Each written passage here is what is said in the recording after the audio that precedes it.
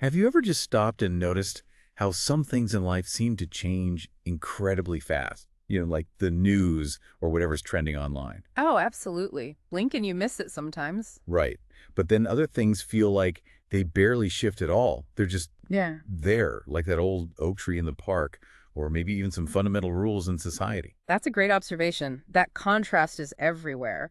Some things feel solid, dependable, while others are just constantly churning. Exactly. And this difference, this feeling of rapid change here and almost glacial slowness there, it can be frustrating sometimes, or maybe even comforting. But it turns out it's not just a random thing. It's actually key to understanding how complex systems really work. It really is. It's a fundamental property. So how do we start to, make sense of these different speeds? And what do they actually mean for everything from, say, our cities to the tech we use? Well, there's a really powerful way to think about this. Okay, let's get into it. Today, we're diving into a framework that helps explain exactly this. Stewart Brand's concept of pace layering. Ah, yes. Pace layering. It's a fantastic concept. It is. And what's really interesting is where it came from. He apparently first got the idea by looking really closely at how buildings change over time.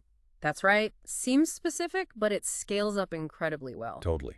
It started with buildings, but now it's used to explain the dynamics in all sorts of complex systems. We're talking ecosystems, whole civilizations, and even something as, well, fast-moving and sometimes chaotic as the Ethereum community. Which is a perfect modern example, actually. Definitely. So for this deep dive, we've got a good stack of sources. We've pulled bits from Stewart Brand himself, his talks and writing, plus insights from his collaborator, Paul Saffo. Safa adds some really interesting nuances, too. He does. And then to really see this in action today, we're looking at recent stuff from the Ethereum Foundation. There's a really interesting blog post from the executive director, Aya Miyaguchi, an announcement about their protocol team, and reporting on some of the recent community buzz. Or maybe volatility is a better word. There's certainly been some discussion there. So our mission today for you listening is to really equip you with this pace layering lens. The idea is you'll start seeing these different speeds everywhere, how they rub up against each other, how that creates resilience, or sometimes, friction, especially when we look at this fascinating case study of Ethereum. It's one of those ideas that once you grasp it, you really do start seeing the world differently. Brand's core insight is pretty straightforward at first glance. Any complex system, an ecosystem, a building, an organization isn't just one big thing. Right. It's made up of different layers. And the key is these layers operate at different speeds and they influence each other in different ways. Think of it like, I don't know, geological strata maybe, or gears turning at different rates. Gears is a good analogy. Some spinning fast, some slow. Exactly. And Brand nails the dynamic with this quote. It's really worth hearing. Fast learns, slow remembers, fast proposes, slow disposes. I'll unpack that a bit. Fast is discontinuous, slow is continuous. Fast and small instructs slow and big by accrued innovation and by occasional revolution. Slow and big control small and fast by constraint and constancy. Wow. So fast proposes, slow disposes, Right. Fast gets attention. Fast gets all our attention. Slow has all the power. That's the kicker. It means all the stuff that seems chaotic and changes quickly, that's often where the new ideas, the innovation happens. Totals. Right. But the real lasting power, the stability, the memory of the system that resides in the slower, deeper layers, we're drawn to the flashy, fast stuff, but the slow layers are actually in charge, ultimately. Even in, say, a company, the core strategy moves slow, right? But the language customers use changes fast. A taxonomy, or how you structure information, kind of bridges that helps the slow-moving internal structure understand the fast-moving outside world. That's fascinating. And you mentioned Brand got this from studying buildings. How does that work? Yeah, it's a great origin story. He was really inspired by an architect named Frank Duffy. We tend to think of buildings as permanent, static things, set in stone, right? Pretty much, yeah. Unless they're being knocked down. But they're not. They're constantly evolving. Duffy found that over 50 years, only about a third of the money spent on a building goes to the initial construction. Only a third. So what's the rest? 2/3 goes on remodeling, reconstruction, additions, constant change. Duffy called these shearing layers, different parts changing at different speeds. And if they're not designed to accommodate that, they literally tear themselves apart. Brand took Duffy's 4 layers and expanded them to 6, going from slowest to fastest. Okay, let's walk through them. What's the slowest? The absolute slowest is site. This is the land itself, the geographical spot, the legal boundaries. It basically never changes or changes over geological time, centuries at least. Like the plot of land a house is on. Exactly. Think of Liberty, the department store in London. It's on Regent Street, right? That street plan was laid out back in 1805. The building itself has changed, but the street, the site, it's constant. It dictates fundamental things. Even if skyscrapers go up all around, the actual property lines often stay the same for hundreds of years. That's the site, the foundation's foundation, you could say. Wow. Okay, so site is almost permanent. What's next? Moving a bit faster. Next up is structure. These are the big foundational bits, the load-bearing walls, the foundations, the main roof structure, the skeleton, basically. How often does that change? Very slowly. Maybe every 50 years, maybe up to 300 years, or even longer. Liberty, when they built part of their store, used massive timbers from old warships. That kind of structure is built to last. It defines the basic shape that everything else happens within. You might find layers of old wallpaper inside showing faster changes, but the core structure underneath just endures. Okay, site, then structure, getting slightly faster. Then comes the skin. This is the exterior surface, the facade, the cladding. This changes more often, maybe every 15, 20 years, sometimes much faster for things like paint or, like at Liberty, the window displays. They change those every couple of weeks. So this is about appearance or maybe technical upgrades? Both. Could be new materials for better insulation or just keeping up with architectural fashion. Sometimes, like the Boston Athenaeum, the facade stays looking old and classical, presenting this image of permanence, even while the inside is being totally rearranged. It's like a mask sometimes. Interesting. So the outside face can be deliberately slower than the inside reality. What's layer 4? Layer 4 is services. This is all the functional stuff running through the building: plumbing, electricity, heating, ventilation, elevators, internet wiring now. The building's guts. Pretty much. And these get replaced relatively often. Think about how quickly technology changes here. Brand says they often get swapped out every 15 years or so in commercial buildings. An old hospital from the 13th century might still have its ancient structure, but you can bet the heating and electrical systems are modern. They have to be.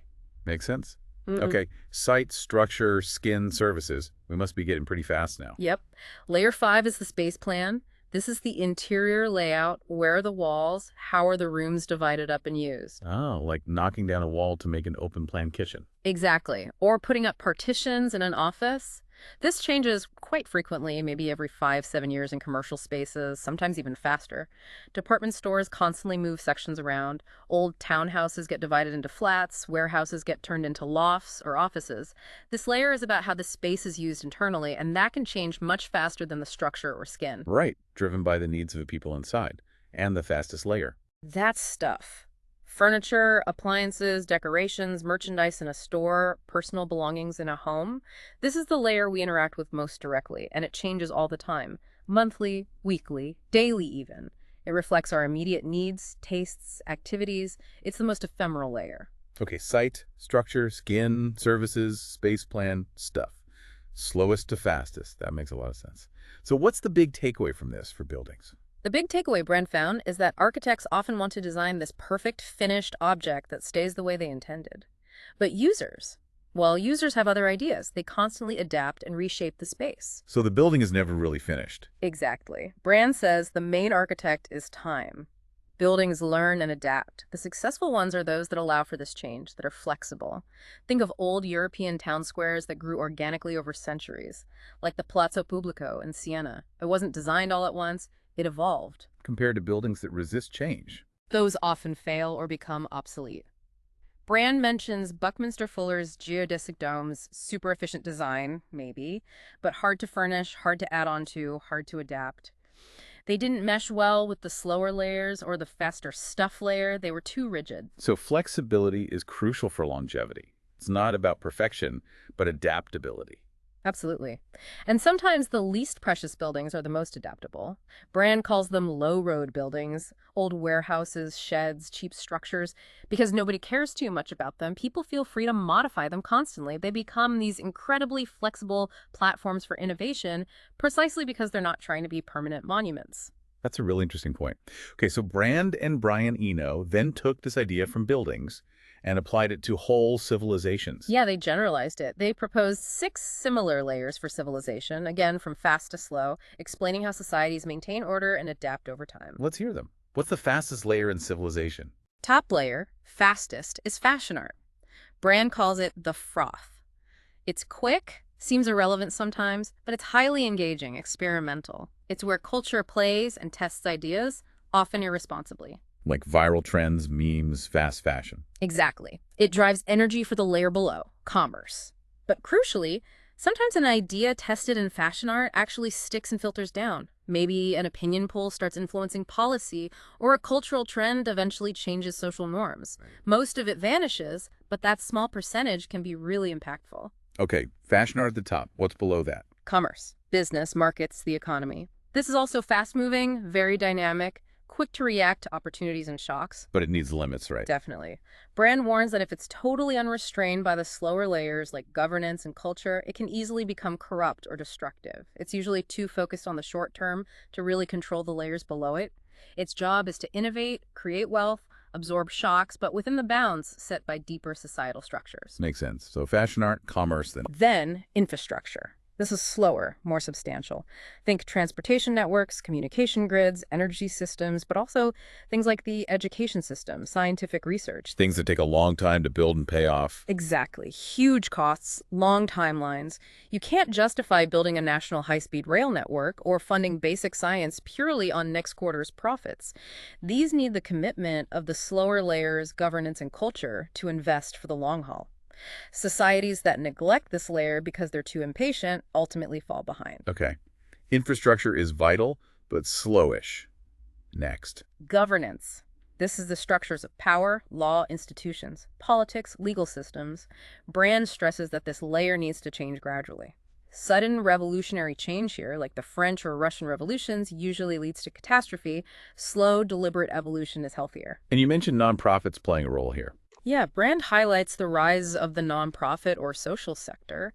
These groups often operate within the governance layer, but are driven by deeper cultural concerns.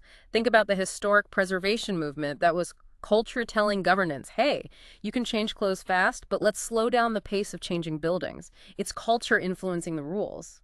Interesting. So below governance, we must be getting to the really slow layers now. We are.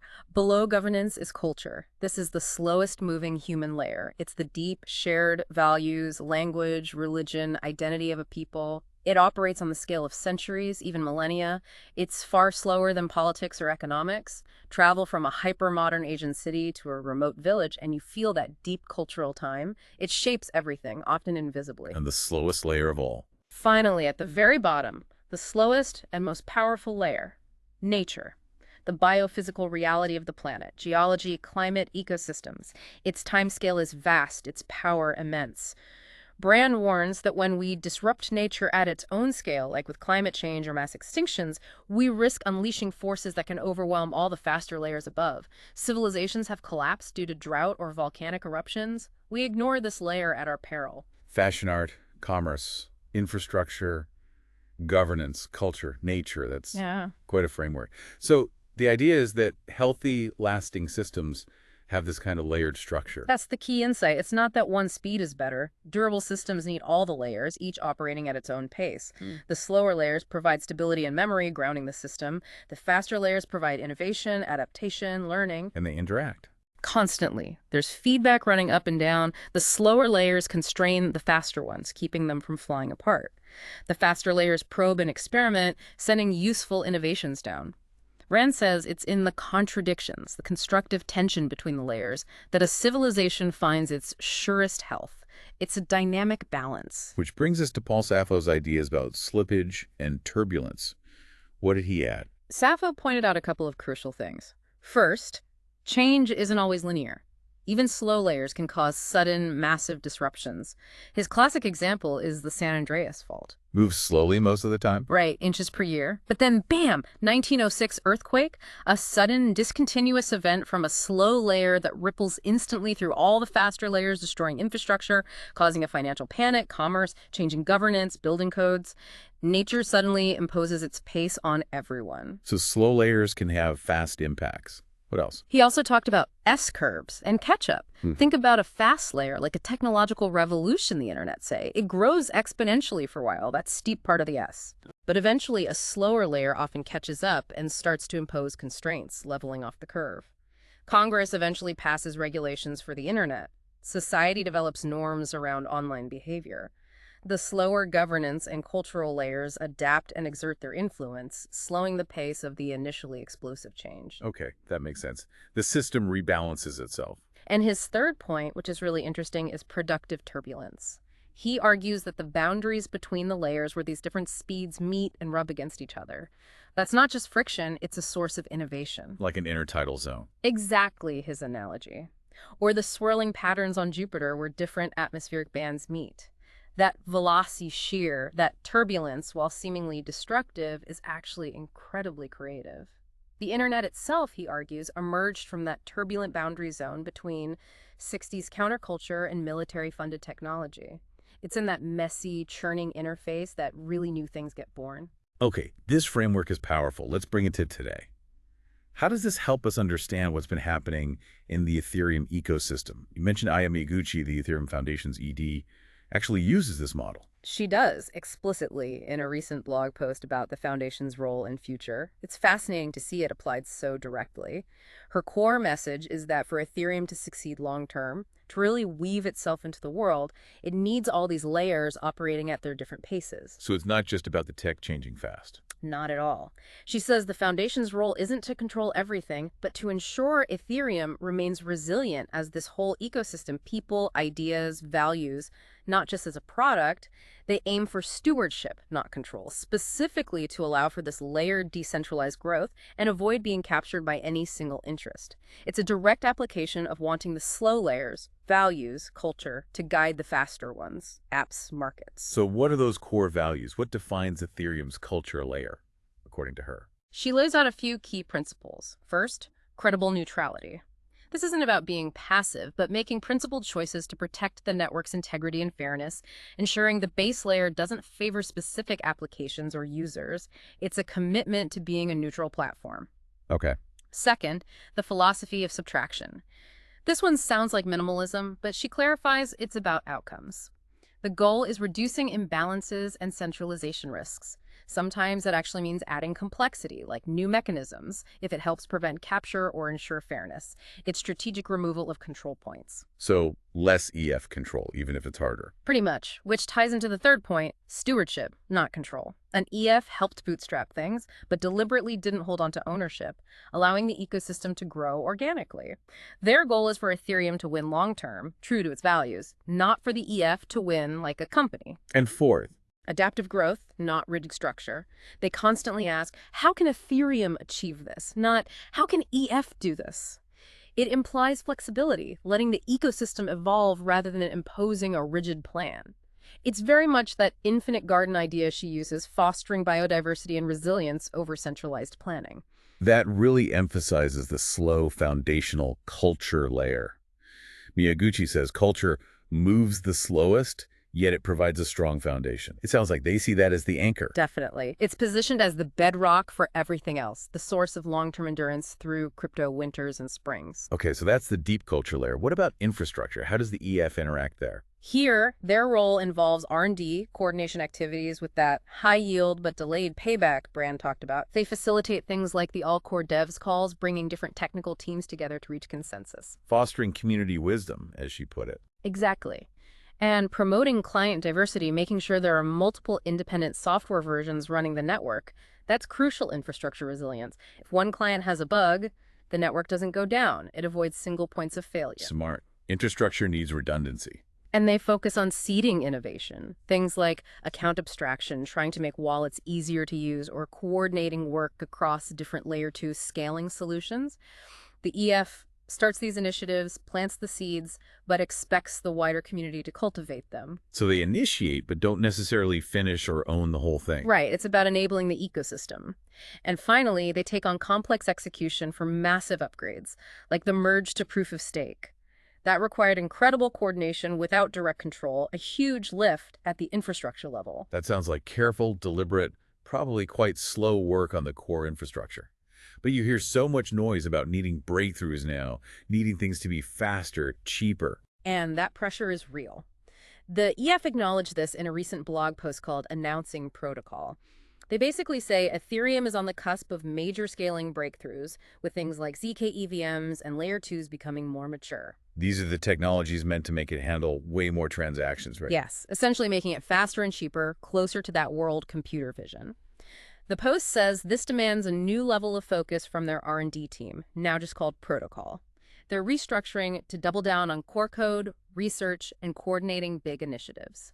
So a shift in focus within that infrastructure layer. A deliberate sharpening of focus, it seems. They outline 3 strategic goals: scaling the main layer, L1, scaling blobs, which is data needed for layer 2s, and improving user experience, UX. They've assigned specific leaders to push these forward. It's a strategic response to the need for infrastructure progress, but still framed within that long-term, deliberate pace. Okay, so we have the slow culture layer, the deliberate infrastructure layer. Where does all the recent drama and volatility fit in? The arguments, the market swings? Ugh. Now we get to the fast layers in the Ethereum context. This is where brands, fashion art, and commerce layers really come alive. How so? Well, first, there's clear market pressure. Vitalik Buterin, in his response to calls for Miyaguchi to resign, directly linked the criticism to times when debates arise over the network's performance or ETH's market value. So when the price of ETH goes down, People get unhappy and look for someone to blame, often leadership. That's the fast commerce layer market sentiment, investment performance, putting direct pressure on the slower governance layer, EF leadership. and the social media aspects. That's the fashion art layer, maybe, or a very fast part of commerce. Buterin called out the toxic social media environment, the barrage of negative attention, even calling some comments pure evil. Wow. His comment, "You are making my job harder," is a perfect illustration of the fast, frothy, often harsh pace of social media, trying to dictate or disrupt the slower, more considered pace of core development and organizational strategy. That friction seems intense. It can be. And it surfaces as community discontent. When prominent community members publicly criticize the EF's direction or perceived effectiveness, like Eric Connor saying he's no longer a .eth, it reflects that faster layers' desire for different priorities or quicker responses than the slower layers are providing. But the EF also seems to embrace some fast layer activity. You mentioned DevCon. Right. Events like DEF CON and DevConnect are supported by the EF, but they're designed to be decentralized community hubs. Different groups lead events in their specific areas. It fosters this unpredictable network of independent communities. That's an explicit embrace of the faster, experimental, less controlled outer layers of the ecosystem. They recognize that innovation happens out there too. Okay, so we have all these layers interacting. The slow culture, the deliberate infrastructure, the fast market, and social media chatter. How does Brand's core idea, fast gets all our attention, slow has all the power play out here, how does the system handle this tension? It really comes down to that dynamic interplay. Miyaguchi touches on the shocks and absorption idea. She says the tension around performance or market value is actually where Ethereum's strength lies, because it belongs to everyone precisely because it belongs to no one. So the disagreements are good. In a way. She says the culture of permissionlessness doesn't just tolerate disagreement, it grows stronger through it. That sounds exactly like a resilient system absorbing shocks, using the energy from the fast layers to adapt rather than breaking. The debates are seen as stress tests that strengthen the system. But it clearly causes friction too, like Vitalik's comment. Absolutely. That highlights the misaligned paces. When the fast commerce, market price, and fashion art social media layers try to force immediate changes in the slower governance, EF leadership, or infrastructure protocol roadmap layers, you get that friction. It's like trying to make a tree grow faster by yelling at it. Brand's warning about commerce pushing nature applies here too. Pushing the slower layers at the pace of the faster ones can break things or lead to bad decisions. And the calls for specific people to take over. Those are reactive, fast-layer demands for immediate fixes, bumping up against the EF's more deliberate versus reactive change approach. Miyaguchi revealing her transition was planned a year in advance, and Vitalik confirming major leadership changes were ongoing for nearly a year, shows the EF operating on that slower, strategic governance timeline, separate from the immediate demands of the market or Twitter. And their subtraction philosophy fits here too. Yes, aiming for thoughtful complexity to ensure decentralization, rather than quick, potentially centralizing fixes, is a slower layer principle resisting the pull of fast layer impatience. So if we pull back, Brand said the contradictions between the pace layers lead to the surest health. How does that seemingly paradoxical idea apply to Ethereum's current situation? It seems to apply quite well, actually. All this debate and apparent volatility could be seen as Sappho's productive turbulence in practice. It's messy, sure. Some of it is toxic, as Vitalik said.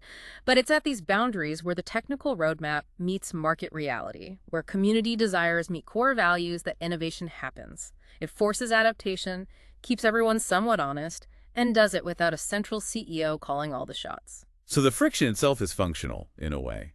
Potentially, yes. And culture acts as the North Star through all of it. Miyaguchi's point about culture being the slowest but strongest foundation is key. Brand said slow layers should be occasionally frustrating.